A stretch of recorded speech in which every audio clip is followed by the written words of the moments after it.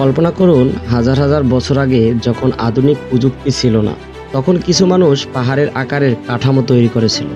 এই কাঠামোগুলো শুধু ইটের স্তূপ নয়, এগুলো গণিত, জ্যোতির্বিজ্ঞান এবং এমন এক জ্ঞানের প্রতিচ্ছবি যা আমাদের আধুনিক বিজ্ঞানকেও প্রশ্নবিদ্ধ করে। এগুলো মিশরের পিরামিড। কিন্তু এই পিরামিডগুলো কি সত্যি শুধু রাজাদের সমাধি, নাকি এর গভীরে লুকিয়ে আছে এমন কোনো রহস্য যা মানব সভ্যতা কি পাল্টে দিতে পারে?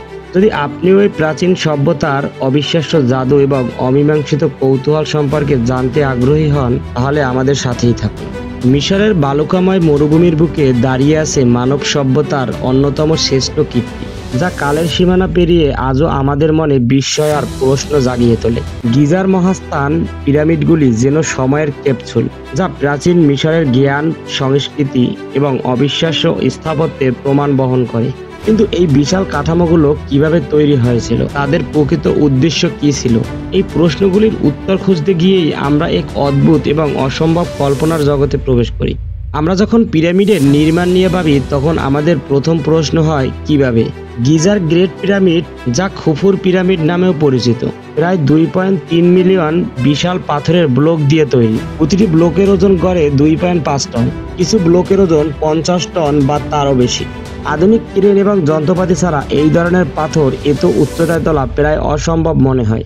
উপরন্তু পাথরগুলো এত নির্ভুলভাবে বসানো হয়েছে যে একটি ক্রেডিট কার্ডও দুই পাথরের ফাঁকে প্রবেশ করানো কঠিন। এটি কেবল হাতুড়ি এবং সিনি দিয়ে কিভাবে সম্ভব হলো? কিছু গবেষক মনে করেন পিরামিড নিজেই এক ধরনের যন্ত্রের মতো কাজ করেছে, যেগুলো পুলি সদৃশ্য ব্যবস্থা এবং পাল্টা ওজন ব্যবহার করে পাথরগুলো তোলা হয়েছিল। আবার কিছু গবেষক মনে করেন প্রাচীন মিশরীয়দের কাছে এমন কিছু প্রযুক্তি ছিল যা আমরা আজও জানি না।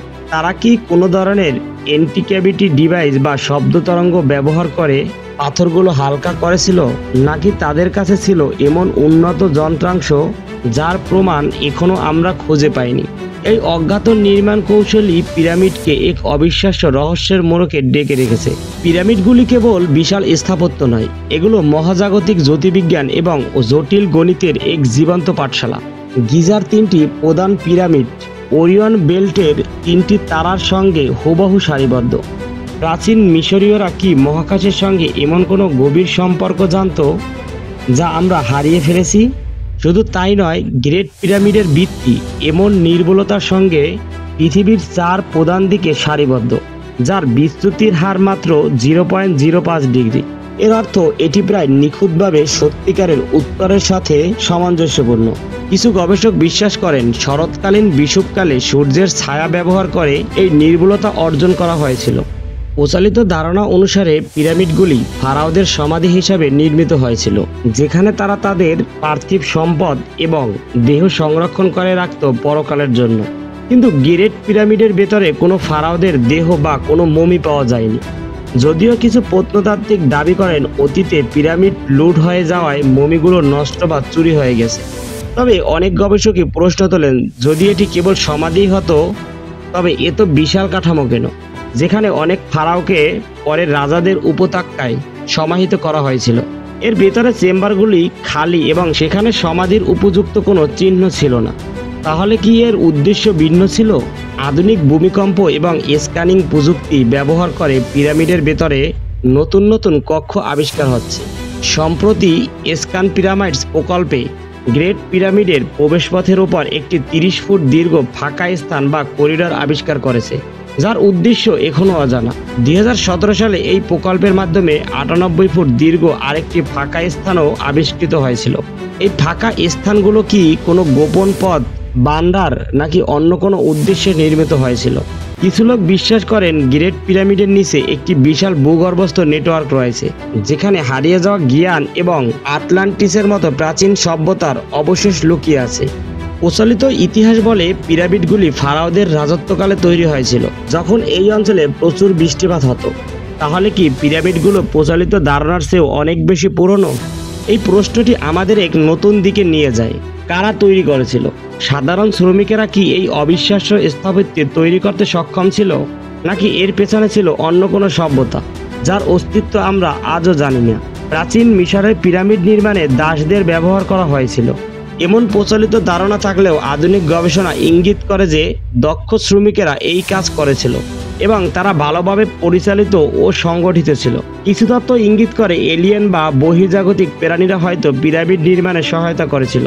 তাদের উন্নত জ্ঞান এবং প্রযুক্তি দিয়ে হয়তো এই অসম্ভব কাজ সম্ভব হয়েছিল। এই ধরনের ধারণাগুলো হয়তো শুনতে কাল্পনিক, কিন্তু পিরামিডের জটিলতা এবং আমাদের বর্তমান জ্ঞানের সীমাবদ্ধতা এই প্রশ্নগুলোকে আরো গভীর করে তোলে। অনেকেই পিরামিডের ভেতরে বা এর আশেপাশে এক ধরনের বিশেষ শক্তি বা অনুভূতি অনুভব করেন। কিছু মানুষ দাবি করেন পিরামিডের আকৃতির মধ্যে রাখা খাবার বেশি দিন তাজা থাকে, ব্লেডগুলি ধারালো হয়, এমনকি মানুষের মনোযোগ এবং ধ্যানের ক্ষমতা বৃদ্ধি পায়। এই ঘটনাগুলো কি নিছকই কাকতালীয়, নাকি পিরামিডের জ্যামিতিক গঠন এবং এর উপাদানের মধ্যে এমন কোনো শক্তি আছে যা আমাদের চেতনা মণ্ডলের উপর প্রভাব ফেলে?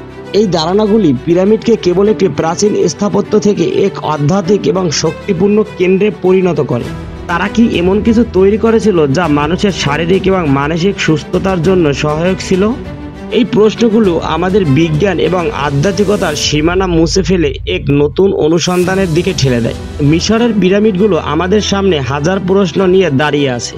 এগুলো কি শুধু সমাধি, নাকি এগুলো হারিয়ে যাওয়া সভ্যতার প্রতীক, যা আমাদের ভবিষ্যতের জন্য গুরুত্বপূর্ণ কোনো বার্তা ধারণ করে আছে? তাদের নির্মাণ কৌশল, গাণিতিক নির্ভুলতা, মহাজাগতিক সংযোগ এবং অজানা উদ্দেশ্যগুলো প্রমাণ করে যে মানব ইতিহাসের গভীরে এমন অনেক কিছু লুকিয়ে আছে যা আমাদের ধারণারও অতীত।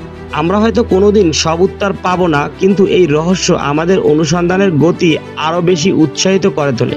পিরামিডগুলি আমাদের মনে করিয়ে দেয় যে এই মহাবিশ্বে এবং মানব ইতিহাসে এখনও অনেক অবিশ্বাস্য বিষয় রয়েছে যা আবিষ্কারের অপেক্ষায়। এই আশ্চর্যজনক কাঠামো সম্পর্কে আপনি কি মনে করেন? পিরামিডের কোন রহস্য আপনাকে সবচেয়ে বেশি মুগ্ধ করে? কমেন্ট করে জানান। যদি ভিডিওটি ভালো লেগে থাকে তাহলে অবশ্যই একটি লাইক দিন, আপনার বন্ধুদের সাথে শেয়ার করুন এবং আমাদের চ্যানেলটি সাবস্ক্রাইব করতে ভুলবেন না। আপনার সমর্থন আমাদের এই ধরনের অজানা এবং রহস্যময় বিষয়গুলো আপনাদের সামনে তুলে ধরতে সাহায্য করে। ধন্যবাদ।